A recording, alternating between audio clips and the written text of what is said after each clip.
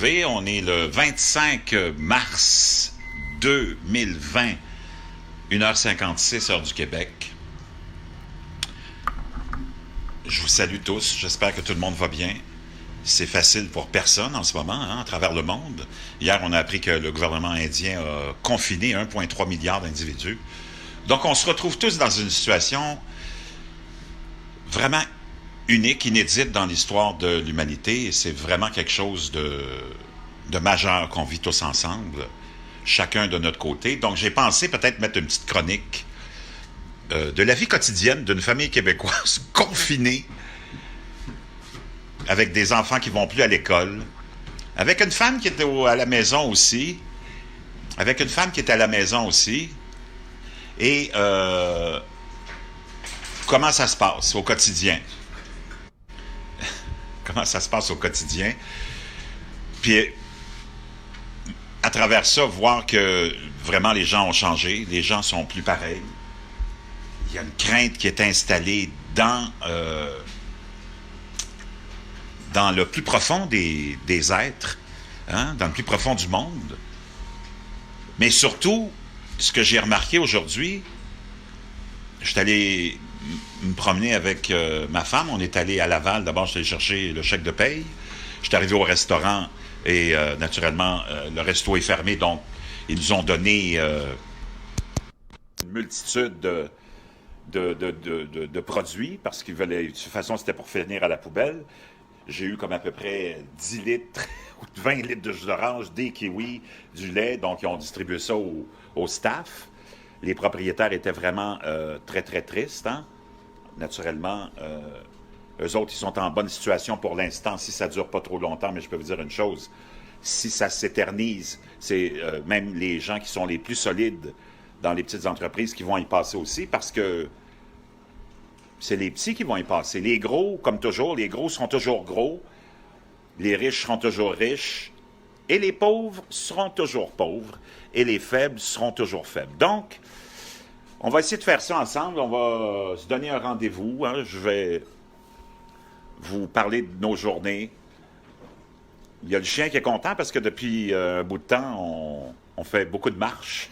Donc, le chien qu'on avait abandonné un petit peu, ça, c'est ma tendre épouse, Sabrina, qui vous salue. Hello! Une pro-Trump, il n'y a pas plus pro-Trump qu'elle. Oui. Elle est bien fâchée depuis que je suis plus vraiment un pro-Trump à 100%. Donc, elle est vraiment très, très, très pro-Trump. Et est-ce que c'est une fumisterie, ce qu'on est en train de vivre? Oui. Est-ce qu'on essaye de mettre les États-Unis à terre? Oui. Est-ce qu'ils vont réussir? Non. OK. Donc, il y a un peu d'espoir. Donc là, j'ai le chien qui est en train de manger. Là, je suis en train, vous voyez, c'est un petit peu le bordel. Il ne faut pas oublier qu'ici, on est 4 hommes versus une femme. Donc...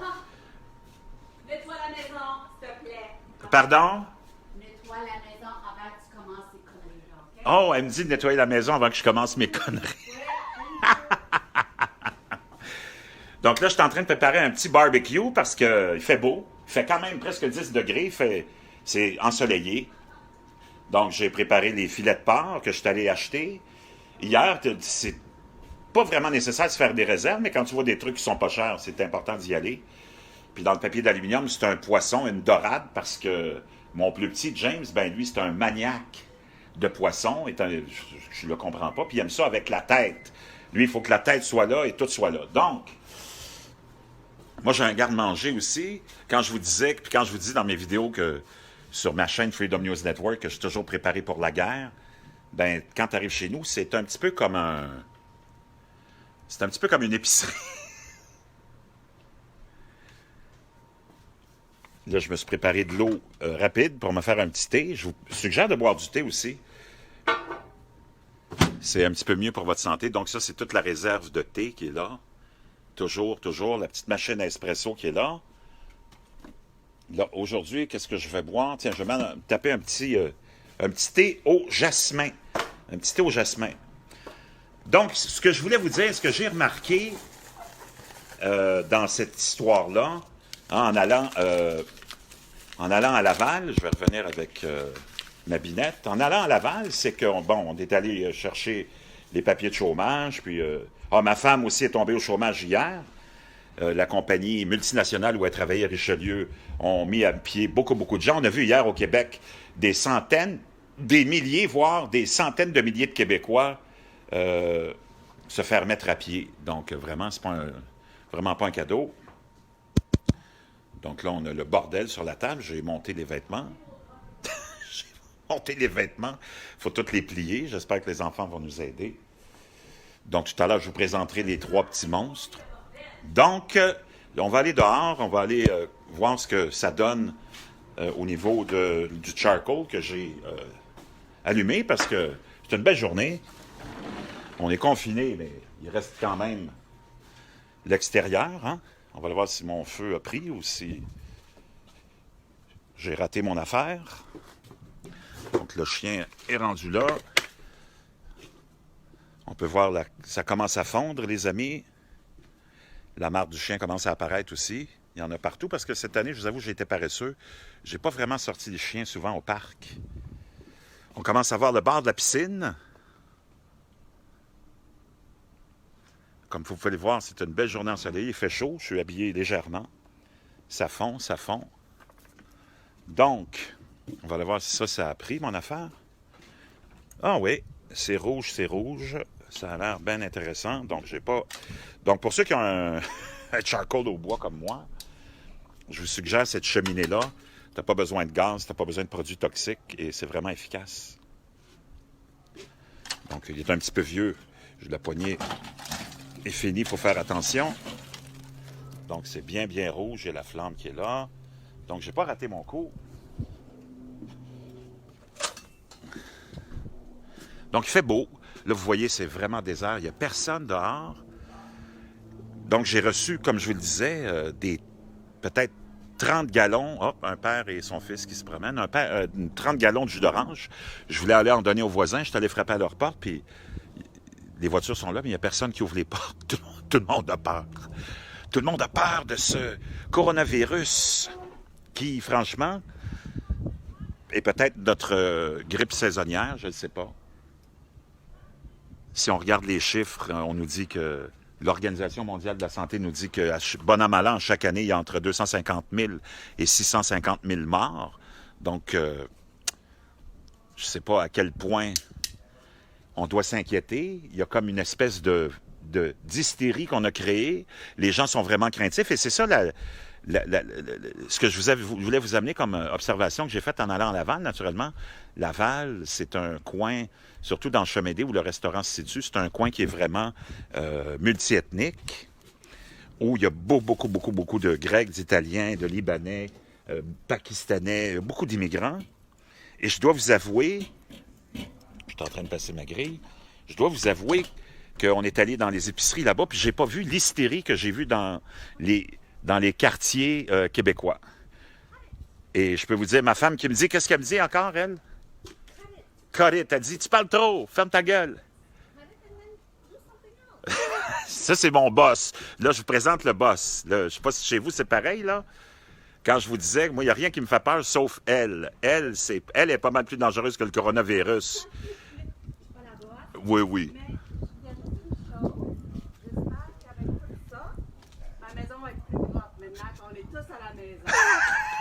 Yeah! You can count on that. Tu peux compter là-dessus, ma belle chérie. La maison va être plus propre.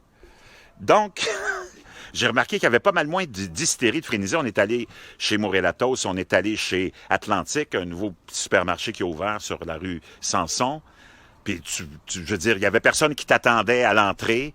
Il y avait personne pour nettoyer les paniers. Puis, à la caisse, on n'était pas avec des distanciations sociales. On pouvait... tu sais, c'était vraiment une autre mentalité. Vraiment une autre mentalité. J'ai remarqué que chez les immigrants, on est comme plus habitué à avoir une mauvaise opinion des politiciens puis à comprendre que les politiciens, c'est pas des gens en qui tu dois vraiment avoir confiance, que c'est vraiment des gens minables, qui d'ailleurs, dans tous les sondages, habituellement, d'année en année, hein, quand on fait des sondages des professions puis de l'appréciation des professions, qui arrivent toujours même après les vendeurs d'assurance. Donc, eux autres, avec tous les événements que ces immigrants-là ont vécu souvent dans leurs pays respectifs, ils savent que les politiciens sont des crapules. Puis si on est dans la situation dans laquelle on est actuellement, ben c'est à cause des politiciens et de leurs décisions, parce qu'eux autres, ils n'en ont pas vraiment quelque chose à foutre de ce qui pourrait nous arriver, puis de ce qui va nous arriver. Donc, ils prennent des décisions complètement irrationnelles. Ils prennent des décisions complètement irrationnelles qui vont faire en sorte que l'économie du petit monde, le vrai capitalisme, va prendre toute une débarque. Puis je peux vous dire une chose, les gros vont être sauvés. Tous les plans qu'on offre en ce moment, puis que les gouvernements sont en train de préparer, c'est des plans. C'est des plans pour les gros. Je vais aller chercher l'huile. J'ai besoin d'un petit peu d'huile pour la grille. C'est des plans pour les gros, puis les petits vont avoir des miettes, comme d'habitude. Il y a une chose dont vous pouvez être certain, c'est que tu vas avoir, après la crise, les riches qui vont être encore riches et les pauvres qui vont être encore pauvres. Ça, c'est une certitude que vous pouvez avoir. Puis on vient vous jouer la chanson que, mon Dieu, on a tellement votre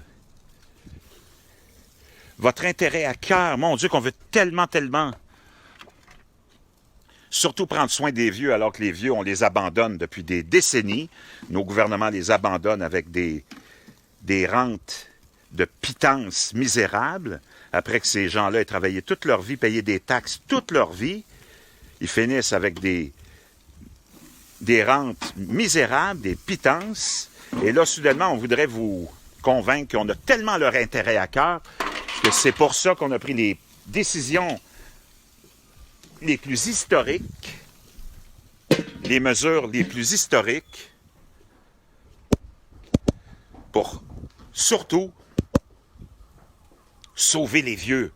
Alors que notre propre gouvernement québécois, peu importe qui est au pouvoir pendant des décennies, a abandonné les personnes âgées à leur sort dans les CHSLD en n'ayant même pas les soins nécessaires et les choses les plus élémentaires comme une hygiène quotidienne.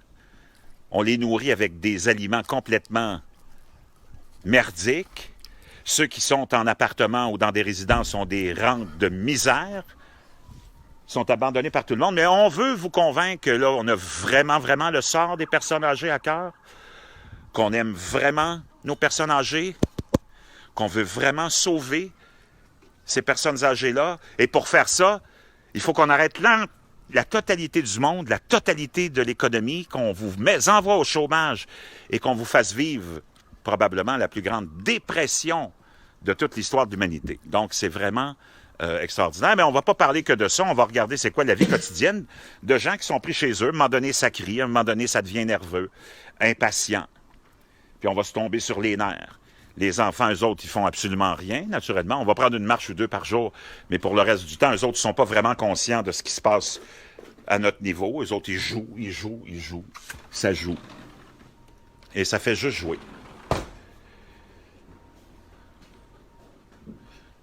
Et ils ne sont pas conscients vraiment des impacts. Eux autres sont contents. Ils n'ont rien à faire de la journée, sauf jouer. Et faire semblant de dormir. Ah, donc là, j'ai mes 3 petits singes dans une des chambres qui sont là. Hello, James. Tu dis bonjour. Lui, c'est le chien dehors. Voyage, c'est tombé, Eh oh, pas de vulgarité. Et là, j'ai l'autre, le grand singe qui, lui, le grand gorille, fait dodo. Donc, mais ils sont pas là à faire dodo, ils sont là à se foutre de ma gueule. Okay. Et là, ma femme est en train de... Tu vois, déjà, je vous le dis, il y a beaucoup de tension, il y a beaucoup de nervosité dans ces situations-là. Tout le monde est nerveux, tout le monde devient agressif.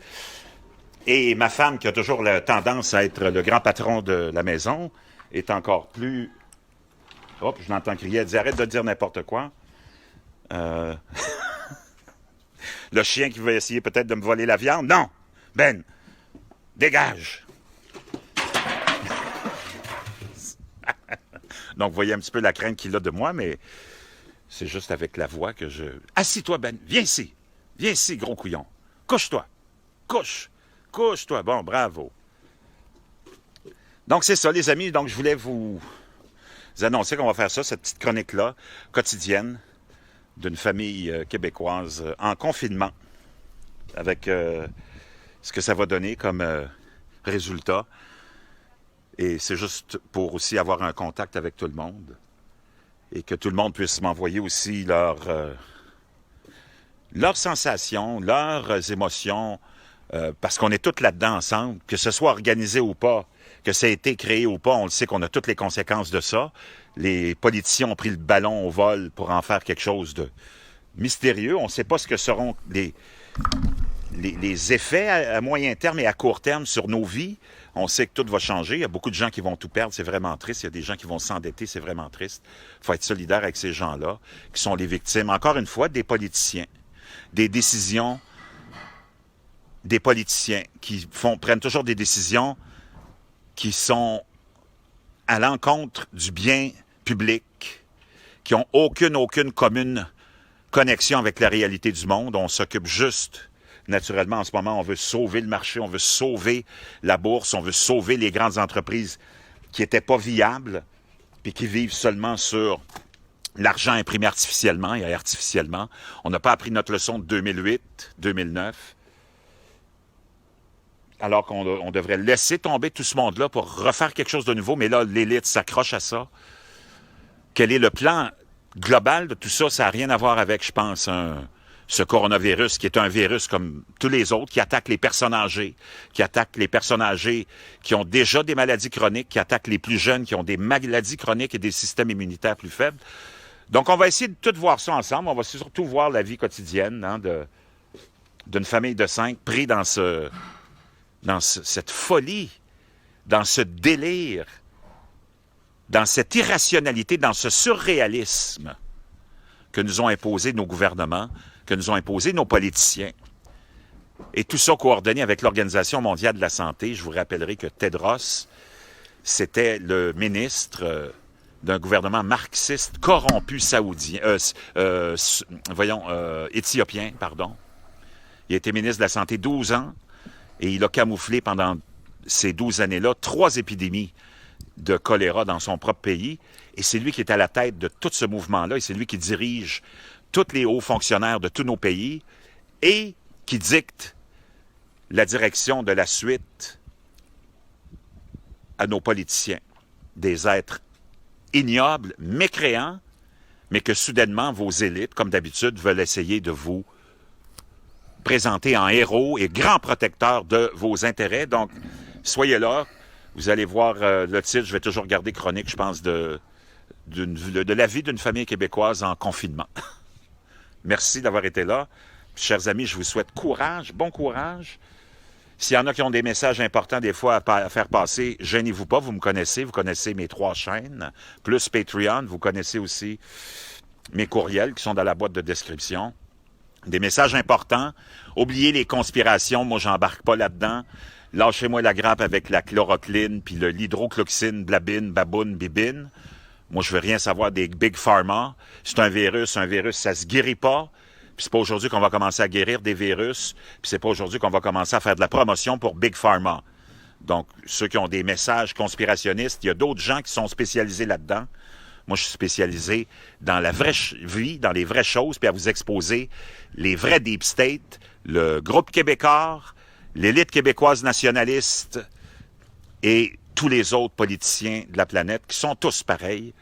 Et, n'en déplaise à ma femme, Trump inclus dans le groupe. Donc, si vous avez des stupidités puis des conspirations, vous savez où les envoyer. Moi, je veux des messages sérieux, des messages humains de ce qui se vit, parce que c'est des drames humains qui sont causés par nos politiciens locaux, qui ont décrété des confinements et des mesures historiques sans réfléchir, parce que ces gens-là ne seront pas affectés. François Legault ne perdra pas son salaire, ne perdra pas sa paye, sa famille est super protégée, tous les députés sont super protégés. Naturellement, on a besoin du système, puis on doit le garder en vie, donc tous les fonctionnaires sont super protégés. Et ce qui est toujours le même pattern, ceux qui sont toujours abandonnés, c'est les petits, ceux qui ont fait vivre ce système-là, qui sont abandonnés par leurs politiciens. Et c'est ces drames-là que je veux entendre. Donc, si vous avez des idioties, ben vous avez vos idiots en chef, vous les envoyez. Vous connaissez ces chaînes-là, je n'ai pas besoin de les nommer. Donc, merci, bon courage, puis on se retrouve probablement demain.